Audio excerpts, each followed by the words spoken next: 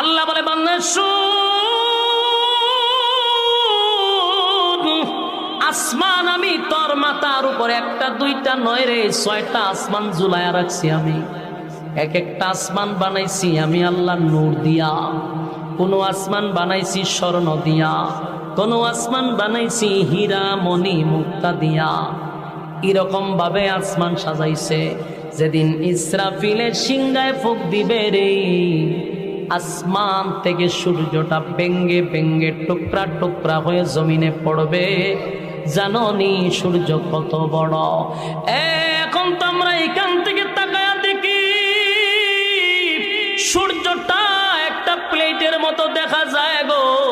না না, এখনকার বিজ্ঞান বলে এই সূর্যটা এই পৃথিবীর থেকে 13 লক্ষ গুণ বড়। সুবহানাল্লাহ কি বাড়ি দিয়া কইবে এই